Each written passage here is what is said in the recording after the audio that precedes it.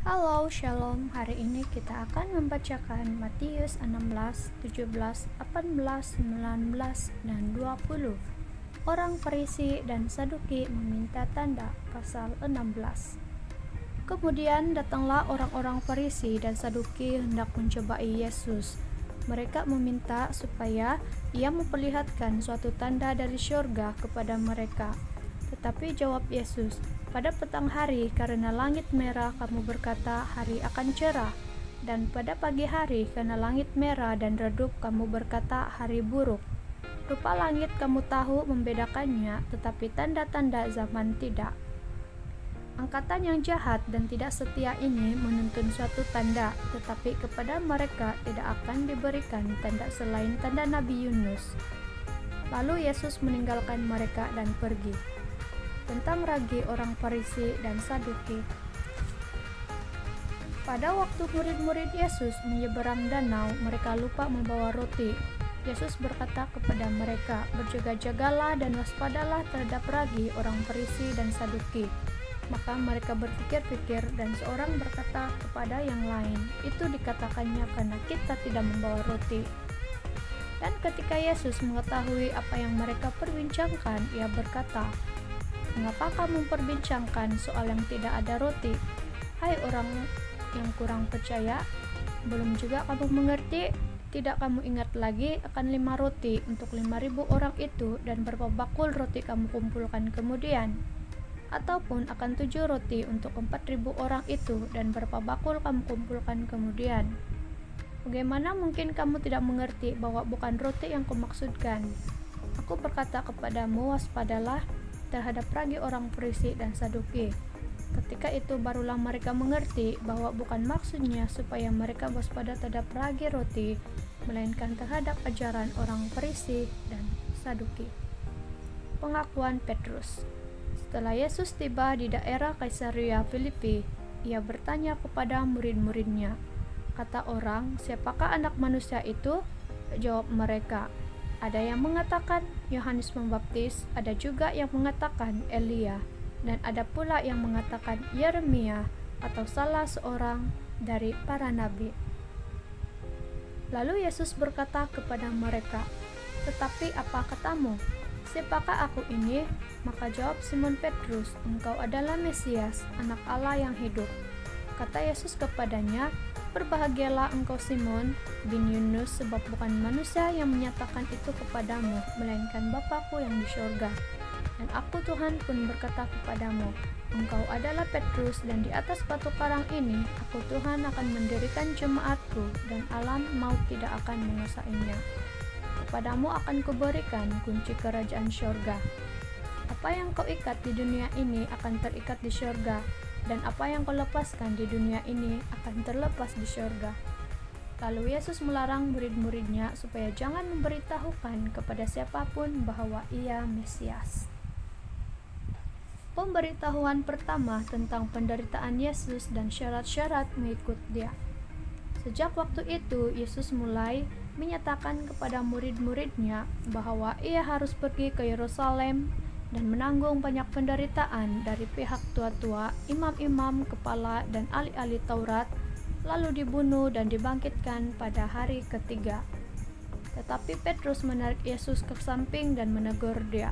Katanya, Tuhan, kiranya Allah menjauhkan hal itu sekali-kali takkan menimpa engkau.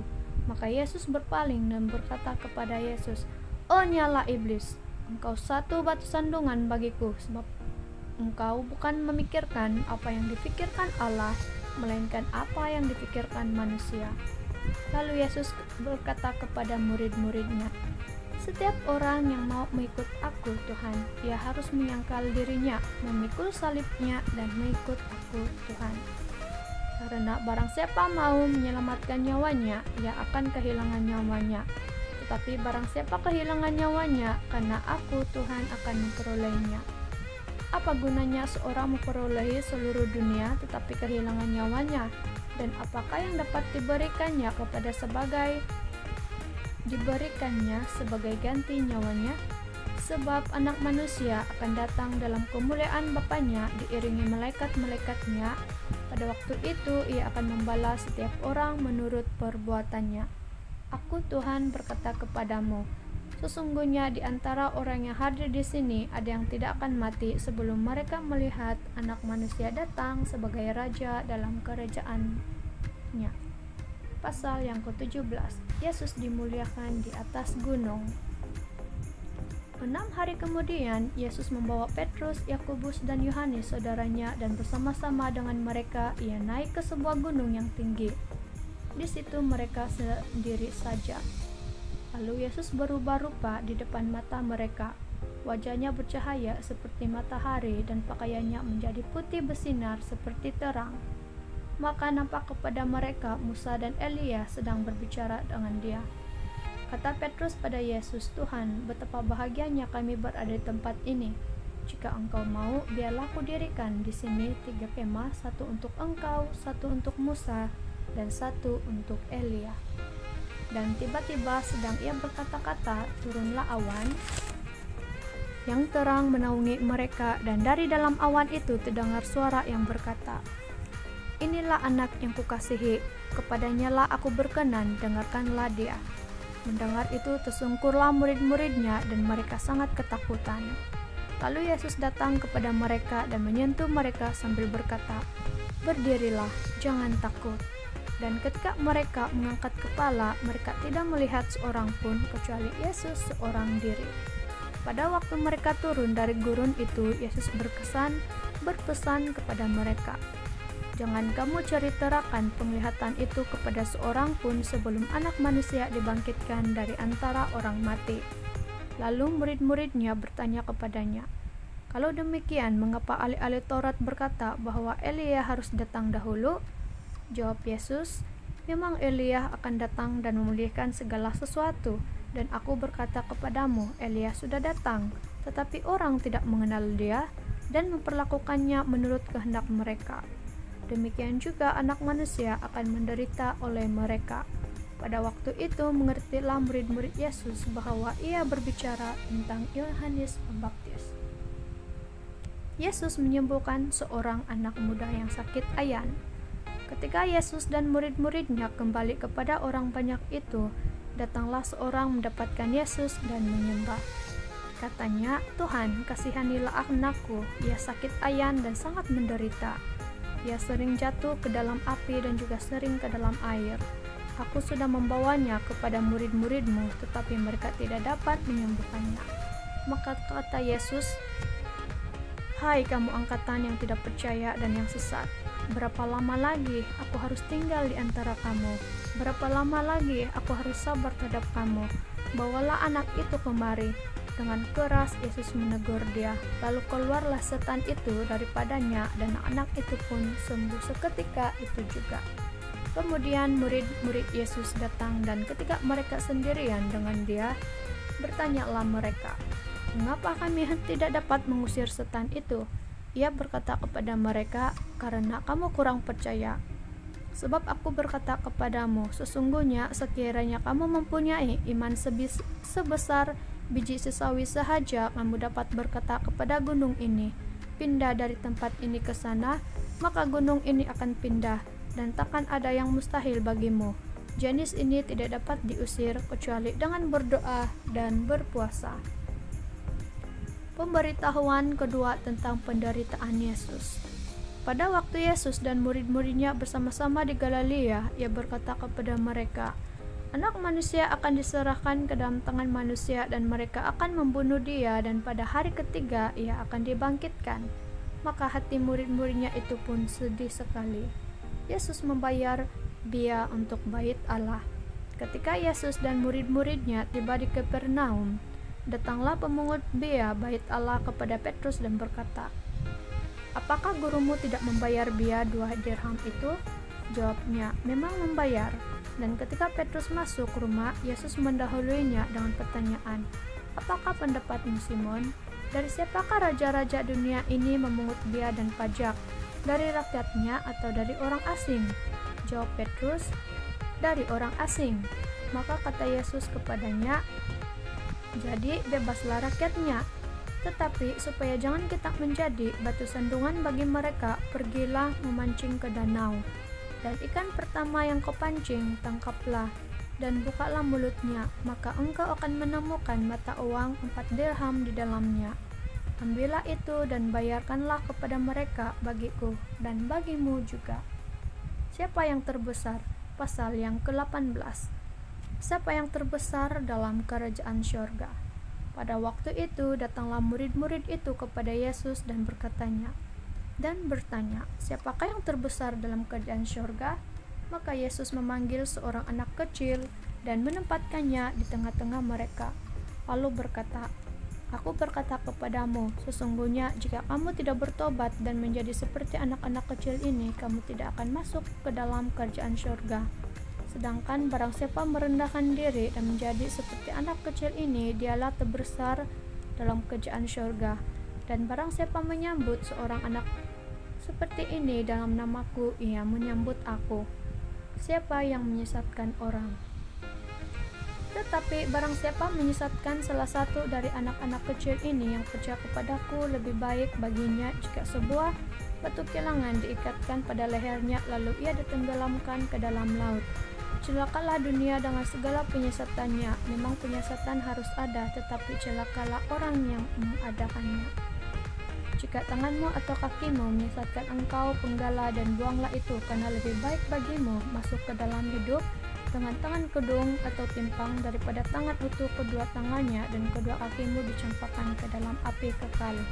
Dan jika matamu menyesatkan engkau, cungkilah dan buanglah itu, karena lebih baik bagimu masuk ke dalam hidup dengan bermata satu daripada dicampakkan ke dalam api neraka dengan bermata dua. Ingatlah, jangan menganggap rendah seorang dari anak-anak kecil ini, karena aku berkata kepadamu, ada malaikat mereka di syurga yang selalu memandang wajah Bapakku yang di syurga, karena Anak Manusia datang untuk menyelamatkan yang hilang. Perumpamaan tentang domba yang hilang. Bagaimana pendapatmu? Jika seorang mempunyai 100 ekor domba dan seekor di antaranya sesat, tidakkah ia akan meninggalkan yang 99 ekor di pegunungan dan pergi mencari yang sesat itu? Dan aku berkata kepadamu, sesungguhnya jika ia berhasil menemukannya, lebih besar kegembiraannya atas yang seekor itu daripada atas yang ke-99 ekor yang tidak sesat. Demikian juga Bapa yang di syurga tidak menghendaki supaya seorang pun dari anak-anak ini hilang. Tentang menasihati sesama saudara. Apabila saudaramu berbuat dosa, tegurlah dia di bawah 4 mata. Jika ia mendengarkan nasihatmu, engkau telah mendapatnya kembali. Jika ia tidak mendengarkan engkau, bawalah seorang atau 2 orang lagi, supaya atas keterangan 2 atau 3 orang saksi, perkara itu tidak disangsikan. Jika ia tidak mau mendengarkan mereka, sampaikanlah soalnya kepada jemaat. Dan jika ia tidak mau juga mendengarkan jemaat, pandanglah dia sebagai seorang yang tidak mengenal Allah atau seorang pemungut cukai.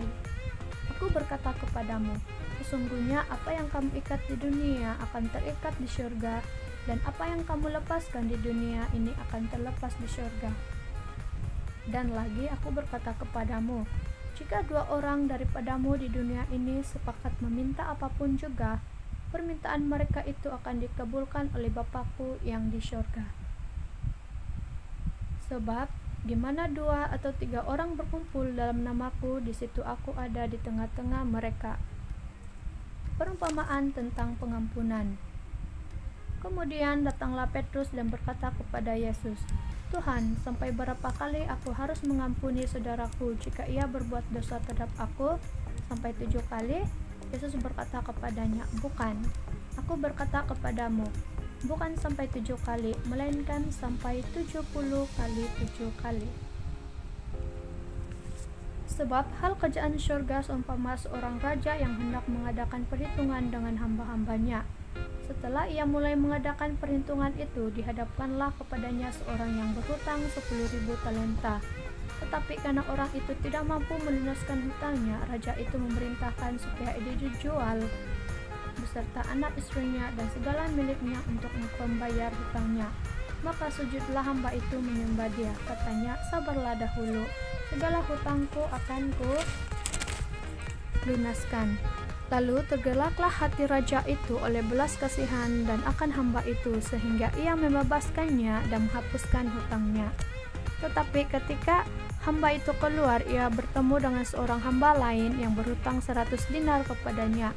Ia menangkap dan mencekik kawannya itu. Katanya, bayar hutangmu. Maka sujudlah kawannya itu dan memohon kepadanya, sabarlah dahulu, hutangku itu akan kulunaskan. Tetapi ia menolak dan menyerahkan kawannya itu ke dalam penjara sampai dilunaskannya hutangnya. Melihat itu, kawan-kawan yang lain sangat sedih, lalu menyampaikan segala yang terjadi kepada tuan mereka. Raja itu menyuruh memanggil orang itu dan berkata kepadanya, hai hamba yang jahat, seluruh hutangmu itu telah kuhapuskan karena engkau memohonkannya kepadaku. Bukankah engkau pun harus mengasihani kawanmu seperti aku telah mengasihani engkau? Maka marahlah tuannya itu dan menyerahkannya kepada Algozo sampai ia melunaskan seluruh hutangnya. Maka Bapakku yang di syurga akan berbuat demikian juga terhadap kamu, apabila kamu masing-masing tidak mengampuni saudaramu dengan segenap hatimu. Pasal yang ke-19, penceraian. Setelah Yesus selesai dengan pengajarannya itu, berangkatlah ia dari Galilea dan tiba di daerah Yudea yang di seberang sungai Yordan. Orang banyak berbondong-bondong mengikuti dia dan ia pun menyembuhkan mereka di sana. Maka datanglah orang-orang Farisi kepadanya untuk mencobai dia. Mereka bertanya, apakah diperbolehkan orang menceraikan istrinya dengan alasan apa saja? Jawab Yesus, tidakkah kamu baca bahwa ia yang menciptakan manusia sejak semula menjadikan mereka laki-laki dan perempuan? Dan firman-Nya, sebab itu laki-laki dan meninggalkan ayahnya dan ibunya dan bersatu dengan istrinya, sehingga keduanya itu menjadi satu daging. Demikianlah mereka bukan lagi dua, melainkan satu. Karena itu, apa yang telah dipersatukan Allah tidak boleh diceraikan manusia. Kata mereka kepadanya, jika demikian, apakah sebabnya Musa memerintahkan untuk memberikan surat cerai jika orang menceraikan istrinya? Kata Yesus kepada mereka, karena ketegaran hatimu Musa mengizinkan kamu menceraikan istrimu, tetapi sejak semula tidaklah demikian. Tetapi aku berkata kepadamu, barang siapa menceraikan istrinya kecuali karena zina, lalu kawin dengan perempuan lain, ia berbuat zina. Murid-murid itu berkata kepadanya, jika demikian, halnya hubungan antara suami dan istri lebih baik jangan kawin. Akan tetapi ia berkata kepada mereka, tidak semua orang dapat mengerti perkataan itu, hanya mereka yang dikaruniai sahaja. Ada orang yang tidak dapat kawin karena ia memang lahir demikian dari rahim ibunya, dan ada orang yang dijadikan demikian oleh orang lain, dan ada orang yang membuat dirinya demikian karena kemauannya sendiri. Oleh karena kerjaan syurga, siapa yang dapat mengerti, hendaklah ia mengerti. Yesus memberkati anak-anak. Lalu orang membawa anak-anak kecil kepada Yesus, supaya ia meletakkan tangannya atas mereka dan mendoakan mereka. Kan tetapi murid-muridnya memarahi orang-orang itu. Tetapi Yesus berkata, biarkanlah anak-anak itu, janganlah menghalang-halangi mereka datang kepadaku, sebab orang-orang yang seperti itulah mempunyai kerajaan syurga. Lalu ia meletakkan tangannya atas mereka dan kemudian ia berangkat dari situ. Orang muda yang kaya. Ada seorang datang kepada Yesus dan berkata, Guru, perbuatan baik apakah harus kuperbuat untuk memperolehi hidup yang kekal? Jawab Yesus, apakah sebabnya engkau bertanya kepadaku tentang apa yang baik? Hanya satu yang baik. Tetapi jikalau engkau ingin masuk ke dalam hidup, turutilah segala perintah Allah. Kata orang itu kepadanya, perintah yang mana? Kata Yesus, jangan membunuh, jangan berzina, jangan mencuri, jangan mengucapkan kata dusta, saksi dusta, hormatilah ayahmu dan ibumu, dan kasihilah sesamamu manusia seperti dirimu sendiri. Kata orang muda itu kepadanya, semuanya itu telah kuturuti, apalagi yang masih kurang? Kata Yesus kepadanya, jikalau engkau hendak sempurna, pergilah, jualah segala milikmu dan berikanlah itu kepada orang-orang miskin, maka engkau akan beroleh harta di surga. Kemudian datanglah kemari dan ikutlah aku. Ketika orang muda itu mendengar perkataan itu, pergilah ia dengan sedih sebab banyak hartanya. Yesus berkata kepada murid-muridnya, "Aku berkata kepadamu, sesungguhnya sukar sekali bagi seorang kaya untuk masuk ke dalam kerajaan surga. Sekali lagi aku berkata kepadamu, lebih mudah seekor unta masuk melalui lubang jarum daripada seorang kaya masuk ke dalam kerajaan Allah." Ketika murid-murid mendengar itu, sangat gemparlah mereka dan berkata, "Jika demikian, siapakah yang dapat diselamatkan?" Yesus memandang mereka dan berkata, "Bagi manusia hal ini tidak mungkin, tapi bagi Allah segala sesuatu mungkin." Upah mengikut Yesus. Lalu Petrus menjawab dan berkata kepada Yesus, "Kami ini telah meninggalkan segala sesuatu dan mengikut Engkau. Jadi, apakah yang akan kami peroleh?" Kata Yesus kepada mereka, "Aku berkata kepadamu, sesungguhnya pada waktu penciptaan kembali, apabila Anak Manusia bersemayam di takhta kemuliaannya, kamu yang telah mengikut aku akan duduk juga di atas 12 takhta untuk menghakimi kedua belah suku Israel. Dan setiap orang yang karena namaku meninggalkan rumahnya, saudaranya laki-laki atau saudaranya perempuan, bapak atau ibunya, anak-anak atau ladangnya akan menerima kembali 100 kali lipat dan akan memperolehi hidup yang kekal. Tetapi banyak orang yang terdahulu akan menjadi yang terakhir, dan yang terakhir akan menjadi yang terdahulu." Perumpamaan tentang orang-orang upahan di kebun anggur, pasal yang ke-20. Adapun hal kerajaan syurga sama seperti seorang tuan rumah yang pagi-pagi benar keluar mencari pekerja-pekerja untuk kebun anggurnya. Setelah ia sepakat dengan pekerja-pekerja itu mengenai upah sedinar sehari, ia menyuruh mereka ke kebun anggurnya. Kira-kira pukul 9 pagi ia keluar pula dan dilihatnya ada lagi orang-orang lain menganggur di pasar. Katanya kepada mereka, "Pergi jugalah kamu ke kebun anggurku dan apa yang pantas akan kuberikan kepadamu." Dan mereka pun pergi. Kira-kira pukul 12 dan pukul 3 petang ia keluar pula dan melakukan sama seperti tadi. Kira-kira pukul 5 petang ia keluar lagi dan mendapati orang-orang lain pula. Lalu katanya kepada mereka, "Mengapa kamu menganggur saja di sini sepanjang hari?" Katanya kepada mereka, "Karena tidak ada orang mengupah kami." Katanya kepada mereka, "Pergi jugalah kamu ke kebun anggurku." Ketika hari malam, tuan itu berkata kepada mandurnya, "Panggillah pekerja-pekerja itu dan bayarkan upah mereka, mulai dengan mereka yang masuk terakhir hingga mereka yang masuk terdahulu." Maka datanglah mereka yang mulai bekerja kira-kira pukul 5 dan mereka menerima masing-masing 1 dinar. Kemudian datanglah mereka yang masuk terdahulu, sangkanya akan mendapat lebih banyak, tetapi mereka pun menerima masing-masing 1 dinar juga. Ketika mereka menerimanya, mereka bersungut-sungut kepada tuan itu.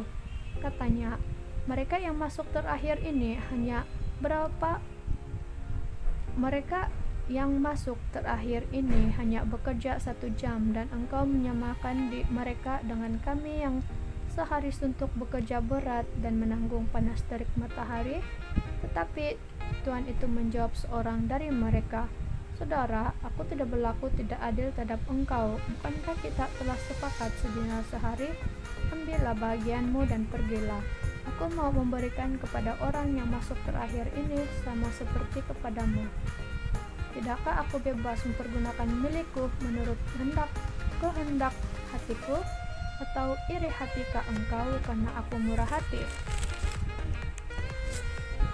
Demikianlah orang-orang yang terakhir akan menjadi yang terdahulu, dan yang terdahulu akan menjadi yang terakhir. Pemberitahuan ketiga tentang penderitaan Yesus. Ketika Yesus akan pergi ke Yerusalem, ia memanggil ke-12 muridnya tersendiri dan berkata kepada mereka di tengah jalan, "Sekarang kita pergi ke Yerusalem, dan Anak Manusia akan diserahkan kepada imam-imam kepala dan ahli-ahli Taurat, dan mereka akan menjatuhi dia hukuman mati, dan mereka akan menyerahkan dia kepada bangsa-bangsa yang tidak mengenal Allah supaya ia diolok-olokkan, disesah dan disalibkan, dan pada hari ketiga ia akan dibangkitkan." Permintaan ibu Yakobus dan Yohanes, bukan memerintah melainkan melayani. Maka datanglah ibu anak-anak Zebedeus serta anak-anaknya itu kepada Yesus, lalu sujud di hadapannya untuk meminta sesuatu kepadanya. Kata Yesus, "Apa yang kau kehendaki?" Jawabnya, "Berilah perintah supaya kedua anakku ini boleh duduk kelak di dalam kerajaanmu, yang seorang di sebelah kananmu dan yang seorang lagi di sebelah kirimu." Tetapi Yesus menjawab, katanya, "Kamu tidak tahu apa yang kamu minta. Dapatkah kamu minum cawan yang harus kuminum?" Kata mereka kepadanya, "Kami dapat." Yesus berkata kepada mereka, "Cawanku memang akan kamu minum, tetapi hal duduk di sebelah kananku atau di sebelah kiriku, aku tidak berhak memberikannya. Itu akan diberikan kepada orang-orang bagi siapa Bapakku telah menyediakannya." Mendengar itu, marahlah ke-10 murid yang lain kepada kedua saudara itu.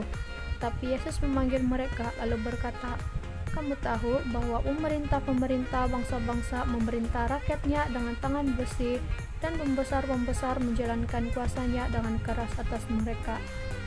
Tidaklah demikian di antara kamu. Barang siapa ingin menjadi besar di antara kamu, hendaklah ia menjadi pelayanmu. Dan barang siapa ingin menjadi terkemuka di antara kamu, hendaklah ia menjadi hambamu.